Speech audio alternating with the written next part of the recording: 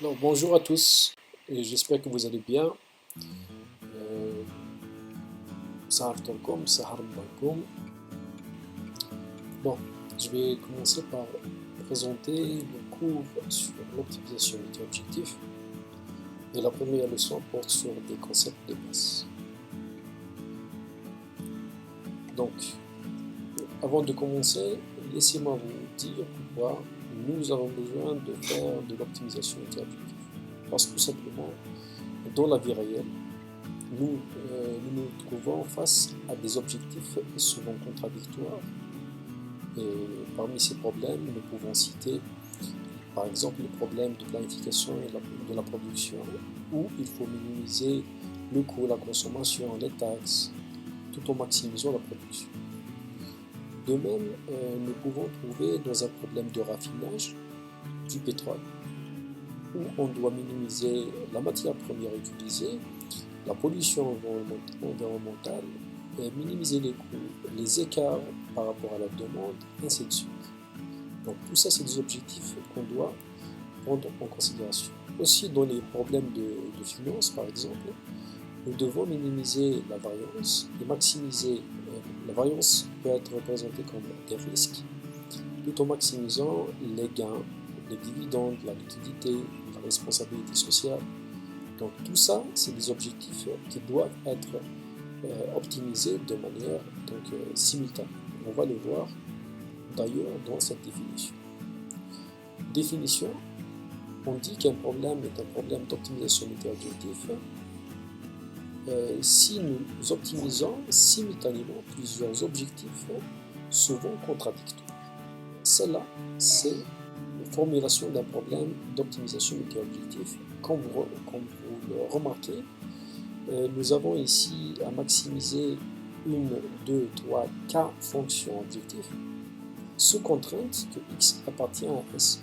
Ça, c'est l'ensemble des solutions réalisables. Donc les FI sont appelées fonctions objectifs. Notez que on peut avoir des maximisations et des minimisations dans ces fonctions.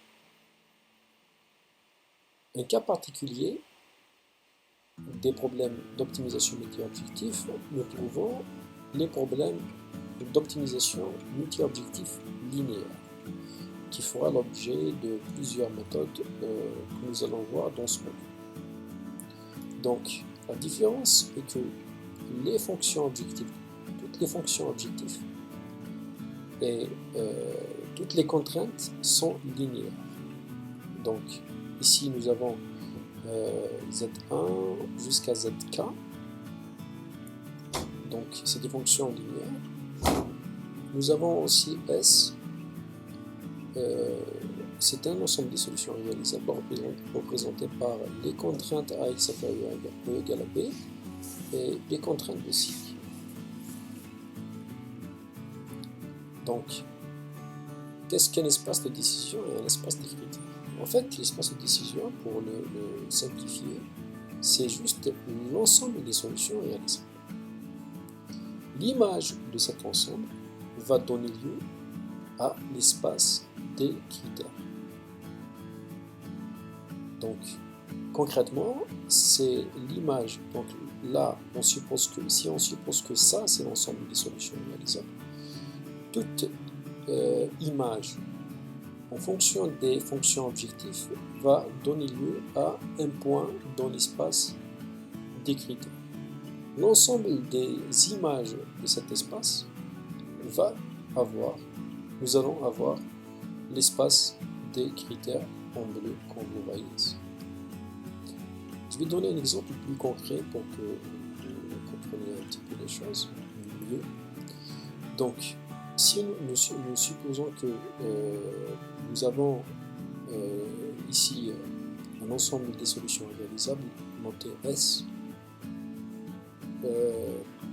spécialement pour l'optimisation multi-objectif linéaire, nous avons, comme vous le remarquez dans ce polyèdre, 1, 2, 3, 4 sommets. Donc, il suffit de calculer l'image de chaque sommet, comme vous le voyez là. Donc, je l'ai calculé. C'est un problème, donc x1 l'image en fonction de f1 et f2 est égale à 0, 0. L'image de x1 c'est moins 3, moins 1, moins 2. Passer 3, 3 dans la première fonction objectif, on va avoir 0. Dans la deuxième fonction objectif, nous allons avoir 3. Donc, ça va donner lieu à cet ensemble en jaune. Donc Z, c'est l'ensemble des critères. Il suffit de lier les images des 4 sommets pour avoir l'ensemble des critères. Donc maintenant, la notion la plus importante pour l'instant dans ce module, c'est la dominance. On dit qu'un vecteur x domine un vecteur y si et seulement si toutes les composantes de x sont supérieures ou égales aux composantes de y, avec au moins une inégalité stricte, c'est-à-dire que nous devons au moins avoir une composante de ce vecteur x qui est supérieure strictement à celle qui correspond dans le vecteur y. Donc on note x domine y. On dit que x domine fortement y si et seulement si x, toutes les composantes de x sont supérieures strictement aux composantes de y. Et on note x domine strictement y. Exemple, donc parmi ces vecteurs, lequel domine l'autre? Lequel domine fortement l'autre, les autres? Donc je vous laisse, s'il vous plaît, vous arrêtez la vidéo maintenant, vous cliquez sur pause et vous essayez de trouver les vecteurs, vous essayez de répondre à ces deux questions qui sont faciles. Donc, si on compare entre le vecteur x et y, on remarque que 3 est supérieur ou égal à 2, 2 est supérieur ou égal à 2, 1 est supérieur ou égal à 1, 4 est supérieur ou égal à 1. Donc, comme nous avons 3 qui est supérieur strictement à 2, on dit que x domine y. Mais il ne domine pas strictement, fortement plutôt, parce que nous avons deux égalités. Nous avons au moins une égalité. Donc si vous avez une égalité, on dit que x ne domine pas fortement y. Par contre, x et z, on remarque que x domine strictement z parce que toutes les composantes de x sont strictement supérieures aux composantes de z. Et on remarque que le vecteur t domine fortement tous les autres vecteurs. Donc vous pouvez le déduire. Et si on remarque aussi entre y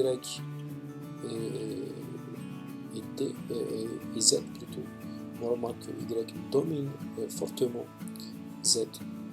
S'il le domine fortement, donc on dit que il le domine.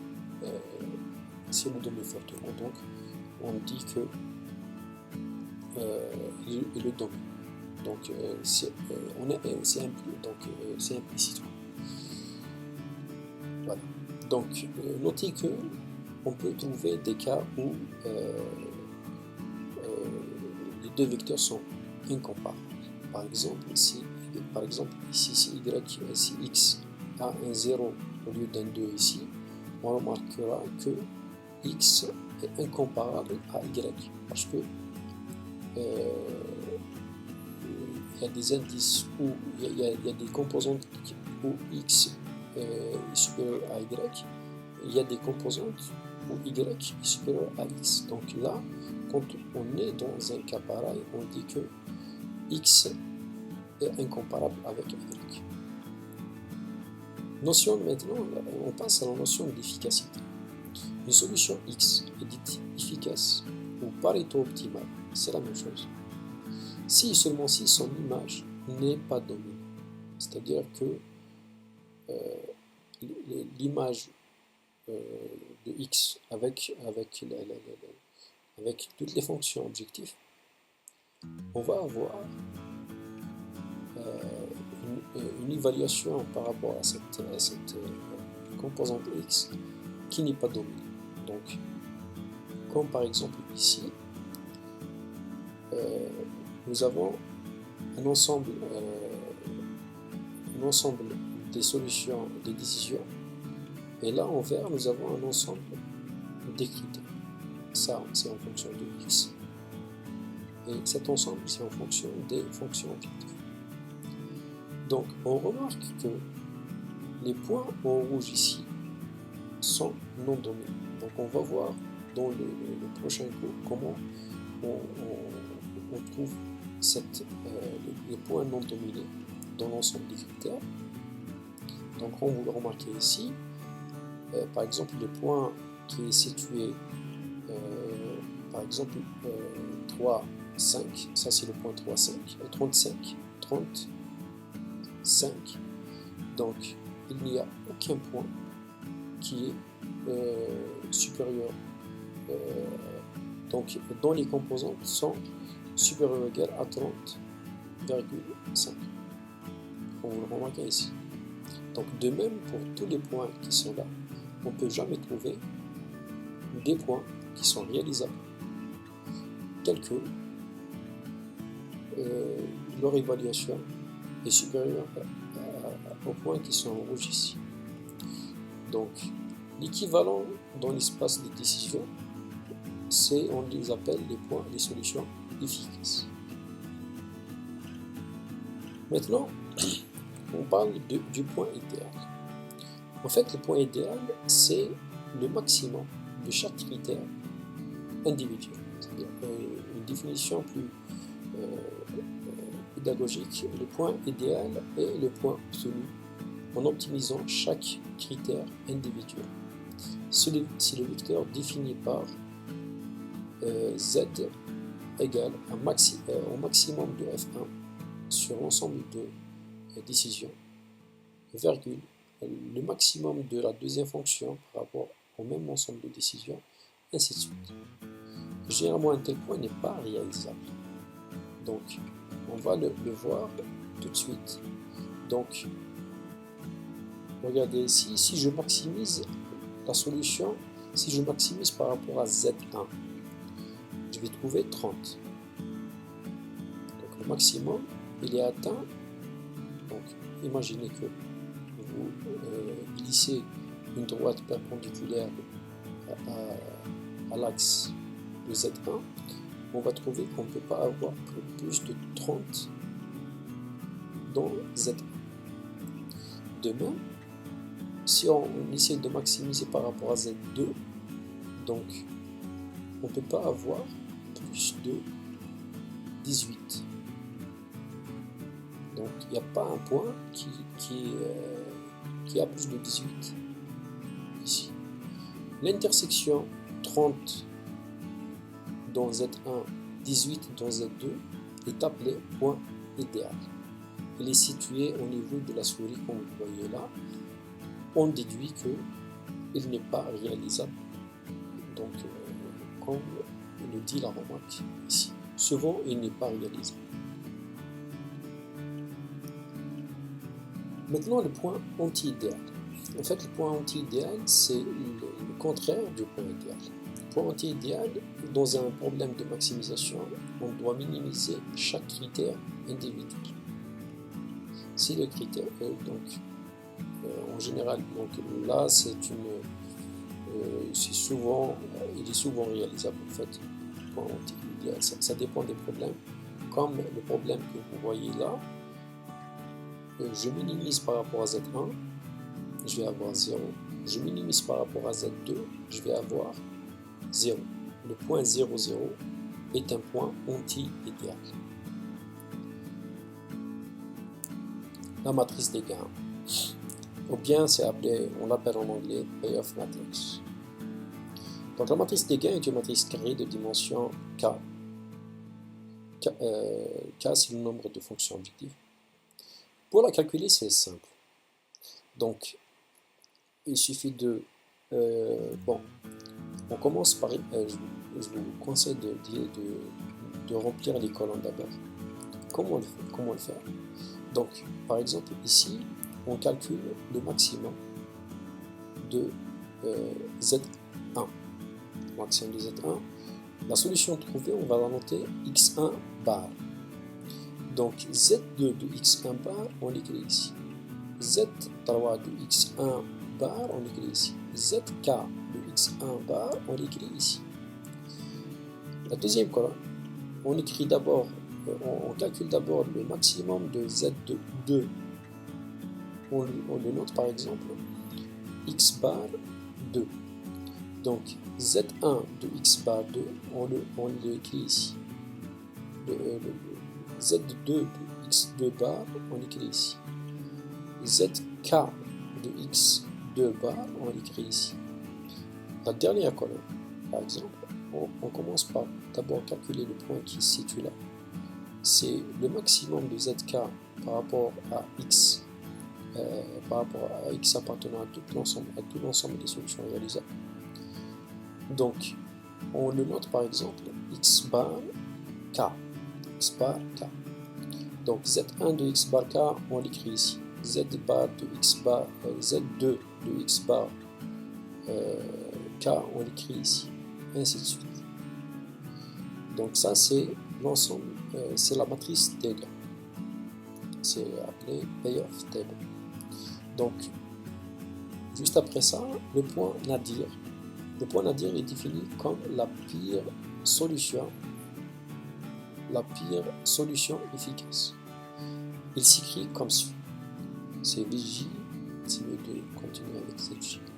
C'est le minimum des ZJ. Pour X appartenant à l'ensemble des solutions efficaces. C'est pas X appartient à S, mais c'est X appartient à l'ensemble des solutions efficaces. C'est la pire des meilleures solutions. C'est ça le point nadir. Et remarquez que le calcul d'un tel point n'est pas facile. D'ailleurs, il y a beaucoup de travaux qui parlent de ça. Donc, c'est pour ça qu'il est estimé. Donc, on estime que ce point, le point nadir, est calculé comme le minimum de chaque ligne. Donc, par exemple, ici, donc c'est le minimum. Donc, je calcule le minimum de la ligne, de chaque ligne de la matrice des gains. Donc, par exemple, ici, le minimum, je trouve que, par exemple, c'est Z1, 2. Le minimum, c'est, soi-disant, Z2, 1, ainsi de suite. Et Z1, 2, Z2, 1 jusqu'à la fin, ça va représenter les coordonnées du point natif. On termine par un petit résumé de ce que nous avons fait aujourd'hui. Donc vous avez l'ensemble des décisions. Donc c'est l'ensemble des solutions réalisables que vous avez l'habitude de voir. C'est en fonction des variables de décision XI. Son image va donner lieu à l'ensemble des critères. Voilà. C'est en fonction des fonctions objectives. Nous avons vu aussi les points non dominés. Donc, c'est des points qui ne sont pas dominés. Voilà. Nous avons vu aussi les solutions, la notion d'efficacité. Donc, c'est les points, les décisions dont les images ne sont pas dominées. Nous avons vu aussi qu'est-ce qu'un point idéal. Donc, le point idéal, c'est ça. C'est le maximum par rapport à F1, le maximum par rapport à F2. Son intersection va donner lieu au point idéal. Le point anti-idéal, c'est le minimum. Donc au lieu de maximiser, je minimise par rapport à F1, par rapport à F2. L'intersection, c'est le point anti-idéal. Le point nadir, c'est la pire solution, solution efficace, ou bien donc l'ensemble des points non dominés, c'est ça le point nadir. Vous remarquez que c'est la pire. Et merci pour votre attention, à la semaine prochaine.